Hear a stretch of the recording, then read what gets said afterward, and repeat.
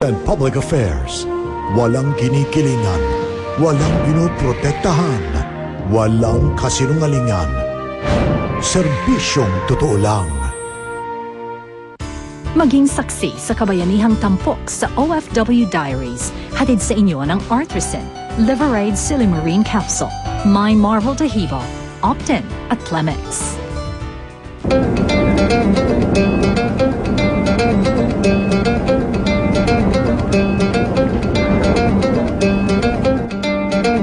Hong Kong, 2 oras na biyahe sa eroplano mula Pilipinas.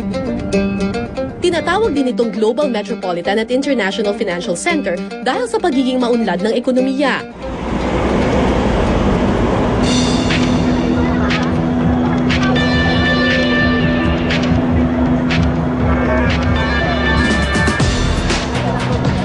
At humigit kumulang sa 140,000 na mga Pilipino ang nagtatrabaho dito.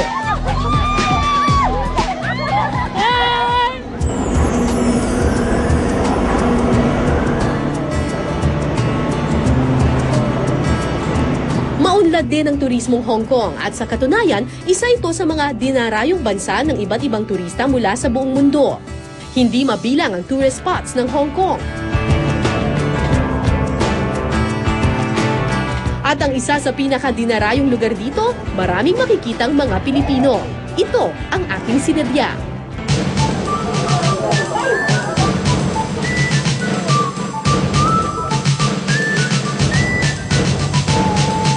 Maraming mga Pilipino ang may talento sa sining lalo na sa larangan ng performing arts. Pero sa kasamaang palad, hindi lahat sa kanila nagagamit ang talentong ito sa ating bansa. Kaya napipilitan silang mag-abroad para kumita at magamit ang kanilang talento. At isa sa kanilang mga pinupuntahan, Hong Kong Disneyland.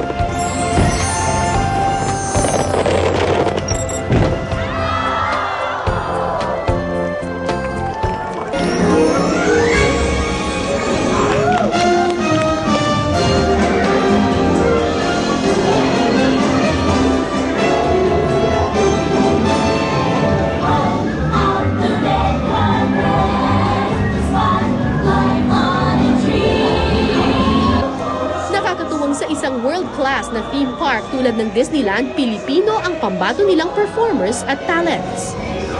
Sinasabi nila na ang Disneyland daw ang happiest place on earth at para sa ilang mga Pilipinong nagtatrabaho dito, ito rin ang happiest work on earth dahil dito na ipapamalas nila ang kanilang talento. Yeah!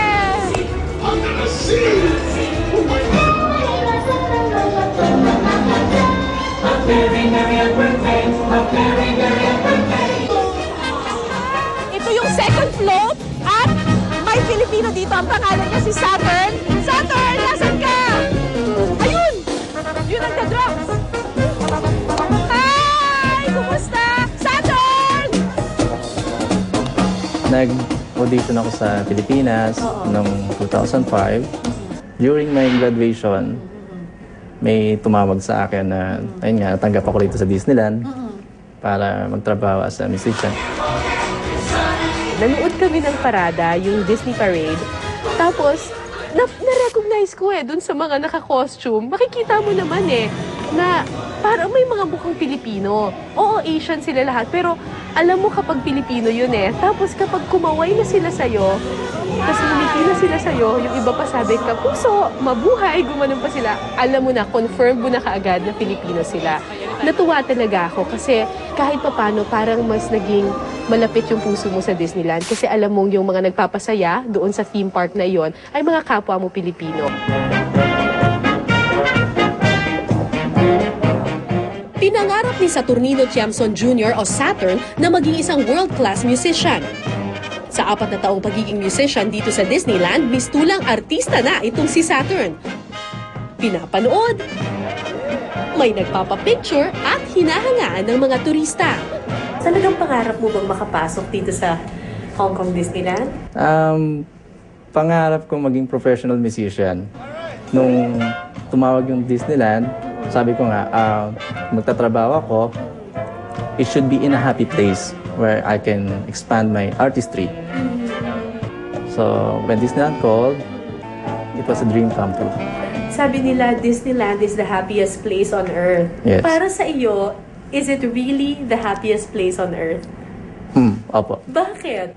Nakakapag-entertain ka, nagagawa mo yung gusto mo, tapos nakapag-entertain ka ng mga bata, ng mga iba't ibang edad, tapos nakakatulong ka sa family mo, sa kapwa musician. At the same time, nagagawa ko yung lahat ng Gusto mo? gusto ko. At dahil sa talento ni Saturn, napansin ang kanyang galing. Na-promote ako sa band leader. Marami akong natutunan, syempre. Tsaka masaya. Tsaka, Pag nakikita mo pumapalakpak yung mga tao. ayan, Oo. isa pa yan. Tapos, habang may nagpapa-autograph sa'yo, May nagpapa-autograph sa'yo. may nagpapakuha ng picture sa'yo after ng shows.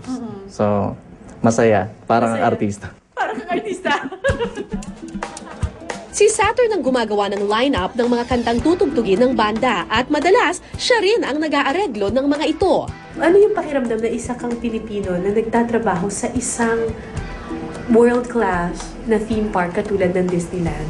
Sobrang saya. Sobrang proud ko kasi ang daming gustong magtrabaho rito. Tapos, hindi mo akalain na, parang swerte. Ano yan? Parang talagang blessing siya. No? Dream come true. Ayun, mismo. Dito na rin nakilala ni Saturn ang kanyang may bahay na si Ayi, isa ring performer sa Disneyland. Ngayon, meron na silang isang anak.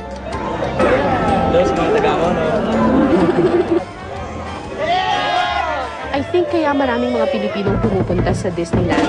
Kasi nga, naghahanap sila ng venue kung saan maipapamalas nila yung kanilang talento. At the same time, kikita sila, magiging career nila talaga ito at makakatulong sila sa kanilang pamilya. Sad to say, hindi pa nila yun nahahanap dito sa Pilipinas kasi nga konti pa yung opportunities.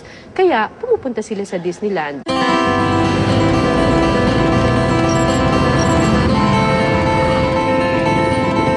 Dito sa Angono, Rizal, lumaki si Saturn. Dito rin nahulma ang kanyang talento na nagagamit niya ngayon. Siyempre, proud ako, masaya ako din. Isipin mo, napakatalino yung batang yun. Gugulat na lang ako, Mami, aalis na ako, Mami. Tapos na ako. Eh di siyempre, malaking tulong yun ng Panginoon sa amin. Para sa akin, na naiwan ako ni Daddy. Malaking bagay yun para sa isang mami.